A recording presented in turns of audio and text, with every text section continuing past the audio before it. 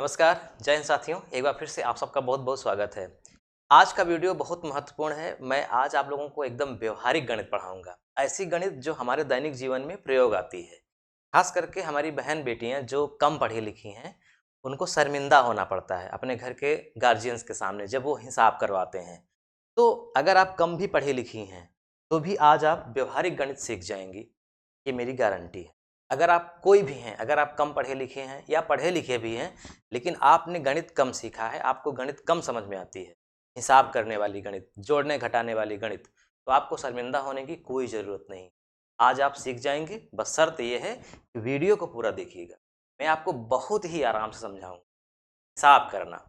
जैसे कुछ प्रश्नों को हमने लिया है, ये देखिए, इस तरह के प्रश्न हैं, एकदम सिंपल प्रश्न।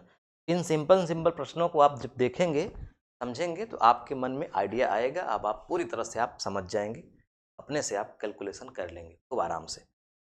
व्यावहारिक गणित भीमराव अम्बेडकर का हमने चित्र बनाया है इस क्योंकि इन्होंने कहा कि सब कुछ शिक्षा पर ही निर्भर है। व्यक्ति शिक्षित होगा, तभी वो आगे बढ़ेगा, तभी वो अपने अधिकारों को जान पाएगा। हमारे सामने पहला प्रश्न है, 1 लीटर दूध का दाम 50 रुपए है, तो 15 लीटर दूध का दाम बताओ। एकदम व्यावहारिक गणित और एकदम सामान्य सा क्वेश्चन है ये, जिसे आप लगा लेंगे। 1 लीटर दूध का दाम 50 रुपए है, तो 15 लीटर दूध का दाम क्या होगा?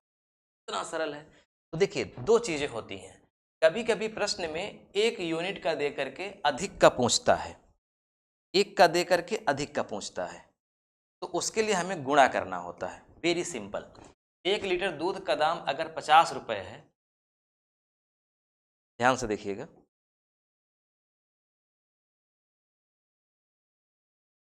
1 लीटर का दाम कितना है? 50 रुपए। 1 लीटर का दाम है 50 रुपए। तो हमें निकालना है 15 लीटर का, 15 लीटर का। जो ये 50 रुपए है ना, इसी 50 रुपए में हमें 15 का गुणा कर देना है। तो आएगा 15 पचे 75 और 1 जीरो, आंसर आएगा 750 रुपए। 1 लीटर का दाम अगर 50 रुपए है, तो 15 लीटर का दाम 750 रुपए होगा। कितना सरल है। अगर इसी के स्थान पे इसका जस्ट उल्टा कर दिया होता, उल्टा का मतलब कि 15 लीटर का दाम 750 रुपए है, तो 1 लीटर का दाम क्या होगा, तब उसके लिए हम भाग करते। एक दूसरा क्वेश्चन देख लीजिए, तब हम फिर से रिवर्स होकर के आपको अच्छे समझाते हैं। जब तक दोनों में अंतर नहीं समझ पाएंगे, तब तक आप पूरी बात नहीं समझ पाएंगे। यहाँ देखिए, 10 लीटर दूध का दाम 450 रुपए है, तो 1 लीटर दूध का दाम बताओ। पिछले प्रश्न में क्या था? 1 लीटर का दाम बताया था और 15 लीटर का पूछ रहा, यानी 1 का बता करके अधिक का पूछ रहा था। अब की बार अधिक का बता करके 1 का पूछ रहा है, जस्ट उल्टा।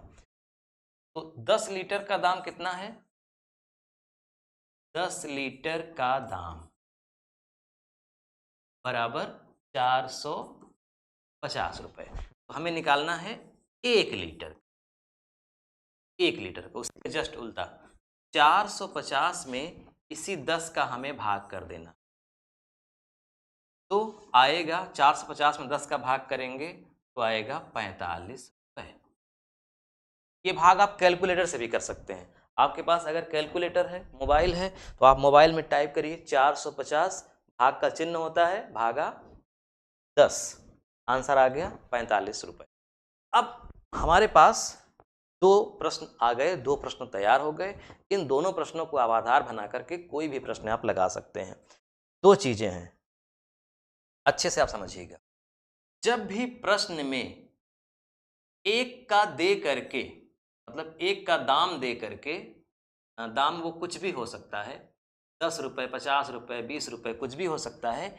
1 से अधिक का पूछे, 1 से अधिक का पूछे, तो हमेशा आपको गुणा करना है। क्या करना है? गुणा। जैसे एक किताब का दाम, जैसे एक पुस्तक का दाम, एक पुस्तक का दाम 10 रुपए, तो 5 पुस्तक का दाम क्या होगा? आपको इस 10 रुपए में इसी 5 का गुणा कर देना है, आ जाएगा। कहता है एक दर्जन केले का दाम 50 रुपये है, तो 3 दर्जन केले का दाम बताओ, तो 50 में 3 का गुणा कर दीजिए। 1 कुंटल चावल का दाम 3000 है, तो 10 कुंटल चावल का दाम बताओ, 3000 में 10 का गुणा कर दीजिए।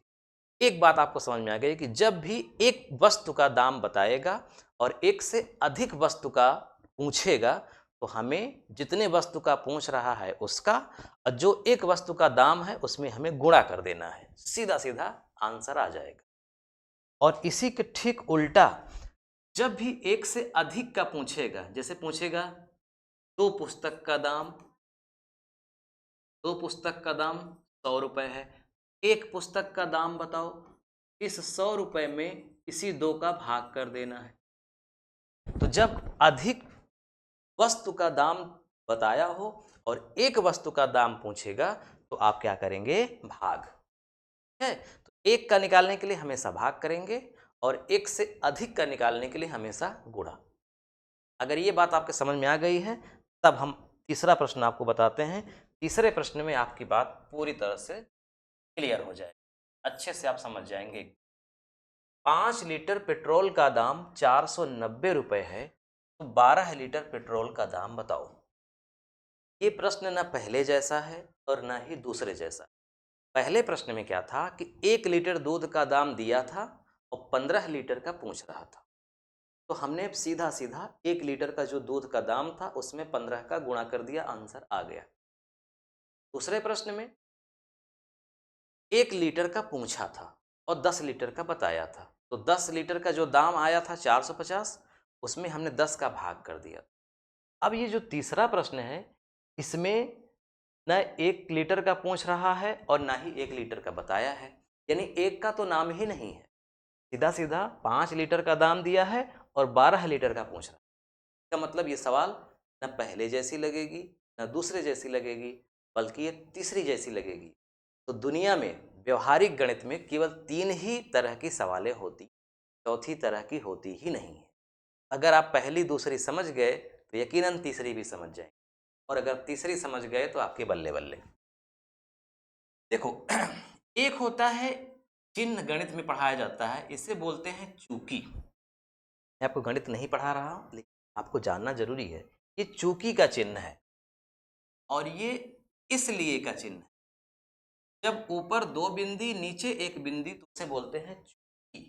चूकी का मतलब होता है कि जो सवाल में बताई गई बात है, और इसलिए का मतलब होता है परिणाम, रिजल्ट, यानी जो सवाल में बताई हुई बात है उसके आधार पर हम ये परिणाम निकाल रहे हैं। जैसे चूंकि बादल घेरे हुए हैं इसलिए बरसात हो सकती है। बरसात हो सकती है ये क्लियर नहीं है, लेकिन हमको दिख रहा है कि बादल घेरे हुए। तो जो सामने हमको प्रश्न दिख रहा है वो तो दिख रहा है, तो वो चूकी हो गया। अब उस प्रश्न के आधार पर जो हम परिणाम निकालेंगे वो इसलिए होगा। तो इसलिए हमेशा अपने से निकाला जाएगा।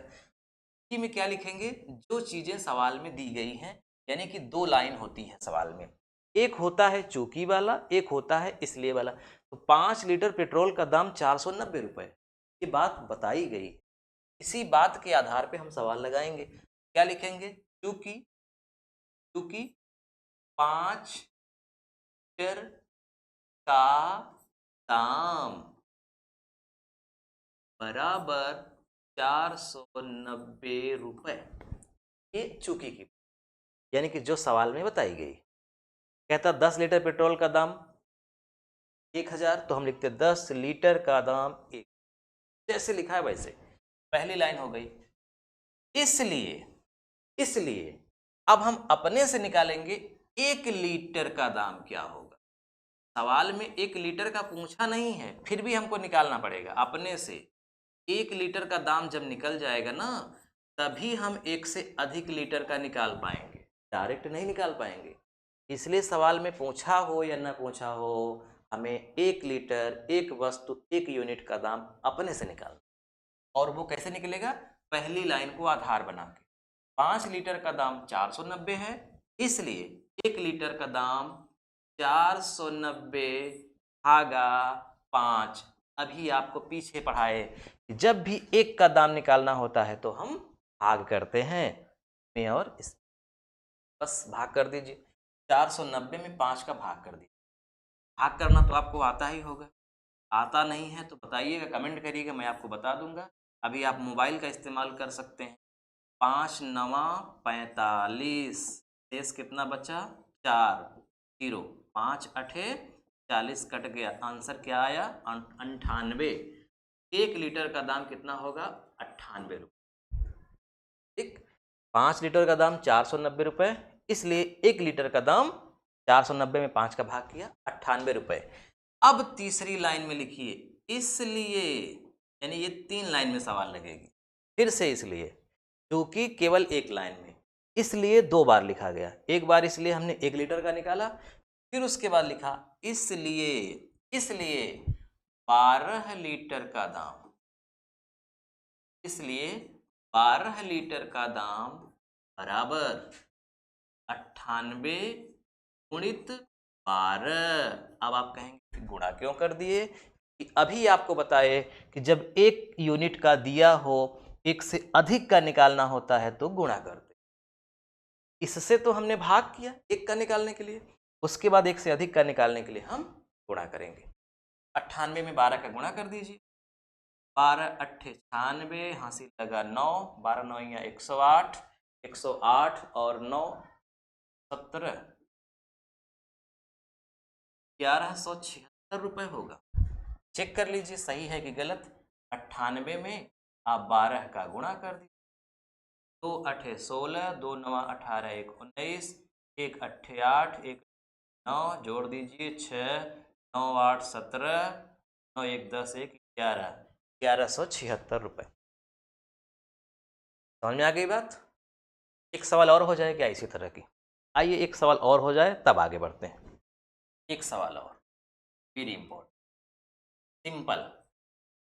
3 पुस्तक का मूल्य, 3 पुस्तक का मूल्य 150 रुपये है, तो 10 पुस्तक का मूल्य, 10 पुस्तक का मूल्य, ये बहुत मैं सरल इसलिए बता रहा हूँ ताकि अच्छे से आपको समझ में आ जाए। सरल को ही आधार बनाकर आप कठिन की ओर जाएंगे, अभी डायरेक्ट कठिन के चक्कर में मत। मेरा वादा है कि आप गणित सीख, बस मेरी बात मान लीजिए, जैसे मैं बता रहा हूँ ऐसे समझिए। 3 पुस्तक का मूल्य 150 रुपये है, तो 10 पुस्तक का मूल्य बताओ। इसमें एक का नाम ही नहीं आया है, इसलिए ये सवाल 3 लाइन में लगेगी। वही चूकी वाला नियम, चूकी, ये चूकी वाला नियम समझ जाएंगे ना तो फिर चूकी आपको नहीं लिखना पड़ेगा। ये सवाल 5 सेकंड में लग जाए ट्रिक से। वही फार्मूला है जो मैं बता रहा हूँ, ऐसे ही लगेगा, लेकिन ये सब लिखना नहीं पड़ेगा। लेकिन वहाँ तक पहुँचने के लिए अभी आपको समझना जरूरी है, बिना समझे आप वहाँ नहीं पहुँच पाए। इंसान डायरेक्ट छलांग नहीं लगाता, पहले वो 4 पैर से चलता है, धीरे धीरे फिर वो बैठना सीखता है, फिर खड़ा होना सीखता है, फिर धीरे धीरे चलता है, फिर रेंगता है, सबसे आखिर में जाके दौड़ता है और छलांग। डायरेक्ट छलांग नहीं लगा सकता, तो ट्रिक से बताना मतलब छलांग लगाना है। अभी तो आप चलना ही सीख रहे हैं। क्योंकि 3 पुस्तक का मूल्य, क्योंकि में हमेशा वो चीज लिखी जाएगी जो दी गई है। 3 पुस्तक का मूल्य, 3 पुस्तक का मूल्य 150 रुपये है। 3 पुस्तक का मूल्य बराबर 150 रुपये। इसलिए, ये इसलिए का चिन्ह है, इसलिए एक पुस्तक का मूल्य हम अपने से निकालेंगे।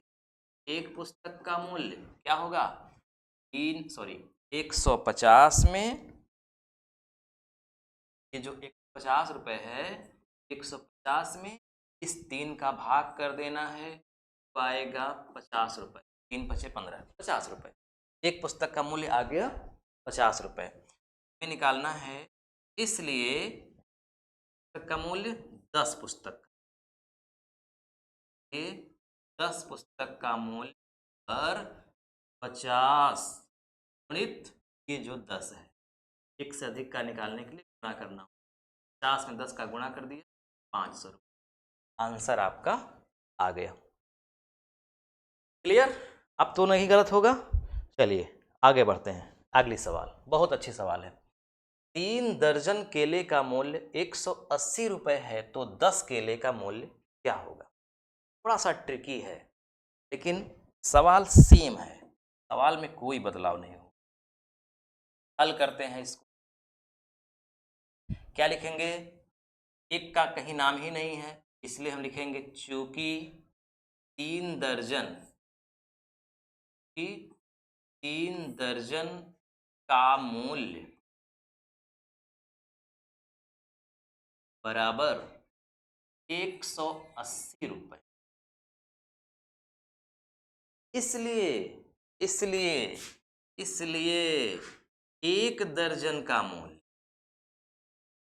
ये 1 दर्जन का मूल्य, अब केला शब्द हम छोड़ दिए, वो तो अंडरस्टूड है कि केले की बात हो रही है। 1 दर्जन का मूल्य 180 भाग करेंगे 3 का, क्या आएगा? 3 छंग 18, 3 60 रुपये। अब क्या लिखेंगे?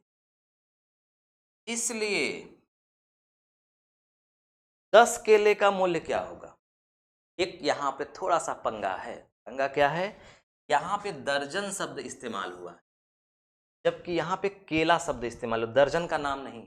अगर इस सवाल में ये कहा होता कि 3 दर्जन केले का मूल्य 180 रुपये है, तो 10 दर्जन केले का मूल्य क्या होगा, तब हम यहाँ 10 में 60 का गुणा कर देते, सीधा सीधा 10 में 60 का तब गुणा करते। लेकिन अभी हम 10 में 60 का गुणा नहीं करेंगे, है? अभी हम क्या करेंगे? अभी हम थोड़ा सा रुकेंगे और समझ। 1 दर्जन का मूल्य 60 रुपये आया, एक केले का मूल्य नहीं। अगर यहाँ केले का मूल्य पूछ रहा है, केले का मूल्य, दर्जन शब्द नहीं है, तो हमें यहाँ पे जो दर्जन शब्द है इसको हटाना होगा, हमें अपने से केला बनाना पड़ेगा। 1 दर्जन में कितने केले होते हैं? 12। 1 दर्जन का मतलब 12, इसका मतलब 12 केले का मूल्य, 12 केले का मूल्य 60 रुपये। बात समझ आई? कहाँ से आ गई? 1 दर्जन का मूल्य 60 रुपये आया ना, हमें एक केले का मूल्य निकालना है, क्योंकि हमें 10 केले के मूल्य तक जाना है। 10 केले का मूल्य तब निकाल पाएंगे जब हमें एक केले का मूल्य पता हो। हाँ, 10 दर्जन का मूल्य हमें तब निकाल पाएंगे जब हमें 1 दर्जन का मूल्य पता हो। तो 1 दर्जन का तो मूल्य पता है 60 रुपये, इसके आधार पे हम 10 दर्जन केले का मूल्य निकाल लेंगे 10 का 60 में गुणा करके। लेकिन 10 केले का मूल्य निकालना है, इसलिए दर्जन को हटाना होगा, हमें सीधा सीधा लिखना होगा कि 1 दर्जन का मतलब 12 केला होता है, तो 12 केले का मूल्य 60 रुपये। फिर से, इसलिए एक केले का मूल्य, चलो, एक केले का बराबर इस 60 में 12 का फिर से भाग होगा, क्या आएगा? 5 रुपये। 12 पंच 60, एक केले का मूल्य 5 रुपये, इसलिए अब लिखेंगे 10 केले का मूल्य, 10 केले का बराबर 5 गुणित 10 बराबर 50 रुपये। ये आंसर है, इसका स्क्रीनशॉट ले लीजिए और अच्छे से इसको लिख लीजिए। और मैं इसी को मिटा करके और आपको थोड़ा सा समझा देता हूँ, आप स्क्रीनशॉट लिख लिए होंगे, आपके समझ।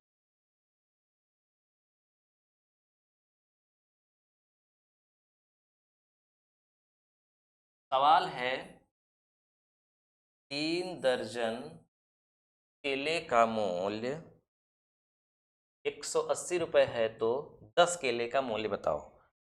अब की बार हम यहाँ क्या करते हैं? अब की बार हम यहाँ लिख देते हैं 10 दर्जन केले का मूल्य क्या होगा। सवाल बदल गई, सवाल हो गई 5वीं। 3 दर्जन केले का मूल्य 180 रुपये है, तो 10 दर्जन केले का मूल्य क्या होगा? तो लिखेंगे चूंकि 3 दर्जन केले का मूल्य 180 रुपये, इसलिए 1 दर्जन का मूल्य होगा 180 बटे 3 बराबर 60 रुपये, इसलिए 10 दर्जन का मूल्य, 10 दर्जन का मूल्य होगा 60 गुणित 10 बराबर 600 रुपये।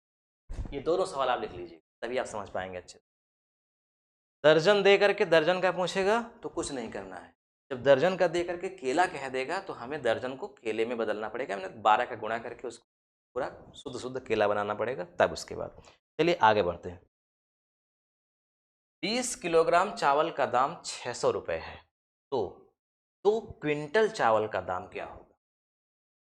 अगर इस सवाल में ऐसा होता कि 20 किलो चावल का दाम 600 रुपये है, तो 2 किलो चावल का दाम क्या होगा? तो हम पहले 1 किलो चावल का दाम निकाल लेते, फिर जितना आता उसमें 2 का गुणा कर देते, 2 किलो चावल का दाम आ जाता।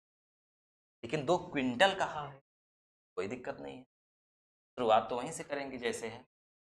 सवाल में क्या है, क्योंकि 20 केजी यानी किलोग्राम, 20 केजी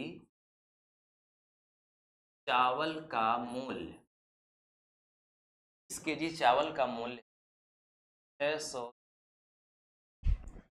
इसलिए 1 केजी चावल का मूल्य क्या होगा? ये 1 केजी चावल का मूल्य होगा 600 भागा 20, 600 बटे 20 आ जाएगा 30 रुपये। 600 में 20 का भाग कर दिया, 30 रुपये आ गया 1 केजी का मूल्य। इसलिए तीसरी लाइन में क्या लिखेंगे? अगर यहाँ होता 2 केजी का मूल्य बताओ, हाँ अगर होता यदि 2 केजी चावल का मूल्य बताओ, हम बस 2 में 30 का गुणा कर देते, 60 रुपये आंसर आ गया। लेकिन 2 केजी नहीं कहा है, 2 क्विंटल कहा है भैया, क्विंटल बोला है।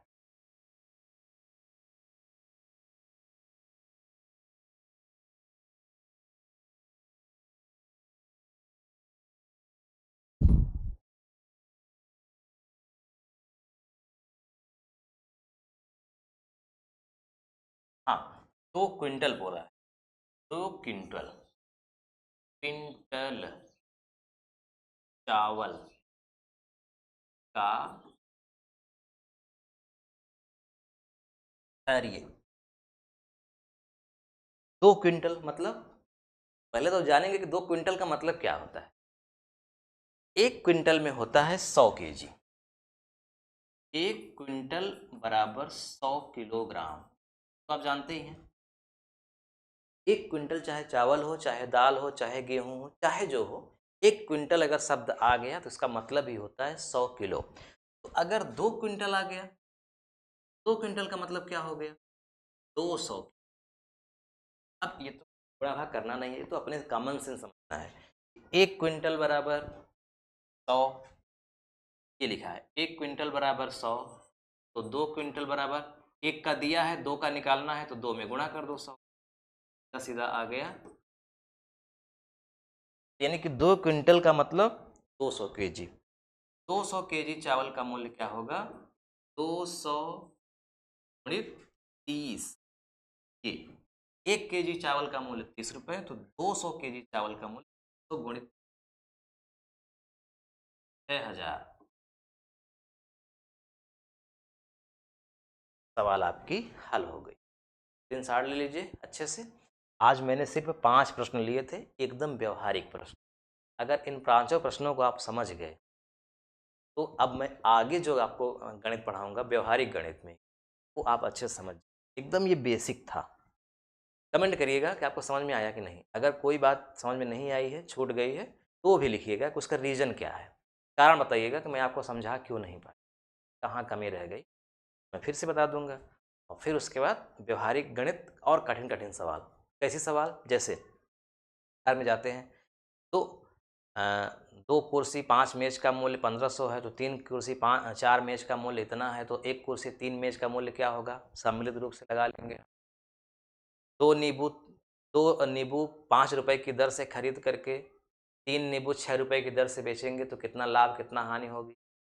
इस तरह मतलब एकदम है तो व्यवहारिक ही। जैसे 5 मजदूर किसी काम को 8 दिन में करते हैं, तो 7 मजदूर कितने दिन में कर लेंगे? या 5 मजदूर 2 बीघा खेत 3 दिन में जोत लेते हैं, 4 मजदूर 5 बीघा खेत कितने दिन में जोत लेंगे? मतलब एकदम व्यवहारिक। लेकिन अंकगणित में व्यवहारिक तो होती ही है, लेकिन थोड़ी कठिन भी मानी, इसलिए मैं अपने मेथड से आपको समझाऊंगा, एकदम आप समझ, टेंशन नहीं है। वीडियो कैसा लगा कमेंट करके बताइएगा। फिर मिलते हैं।